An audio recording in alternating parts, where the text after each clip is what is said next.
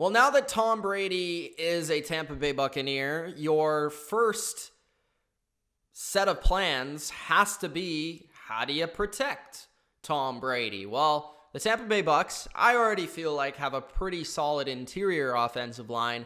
Their problem really is the tackle position. Donovan Smith is going to be their left tackle, so they really had questions at right tackle. Dotson is a free agent, and he doesn't appear to be coming back.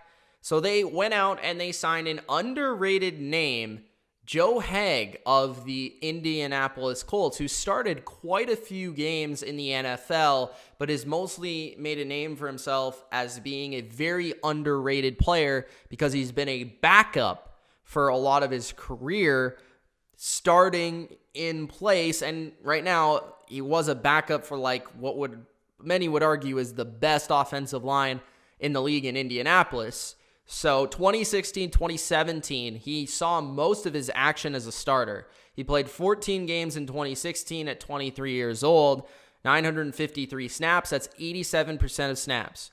2017, he played 15 games, 987 snaps. That's 96% of snaps.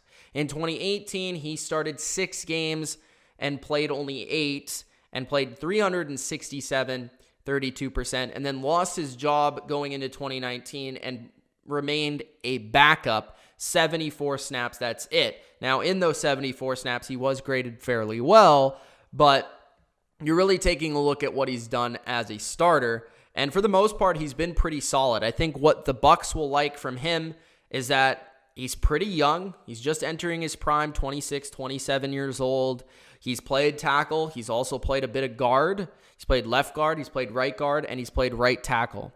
They have him listed on their depth chart as their right tackle right now, so that's where I suspect he will play. But I could also see him playing right guard if the Bucs do decide to draft a tackle because he's played there before.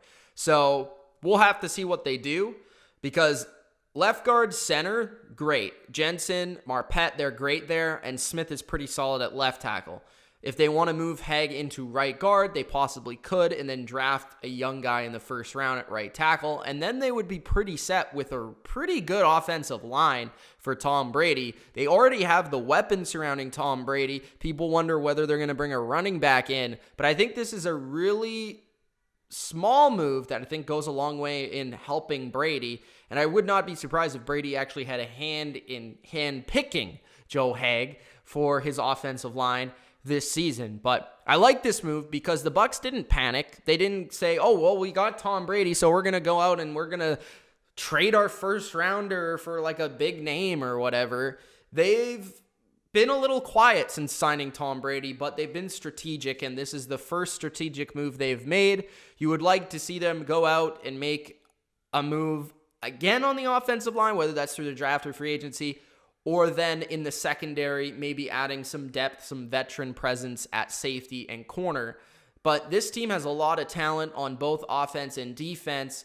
And now you're really just considering with Brady, with Arians, these two are going to be around for 2 more years. You're trying to build this team and maximize that window for 2 seasons. And you're trying to bring in players that are going to help you do that. And I think this is a small, not expensive move that actually will really help the Bucs in 2020 at a number of positions. So Joe Haeg signs with the Tampa Bay Buccaneers.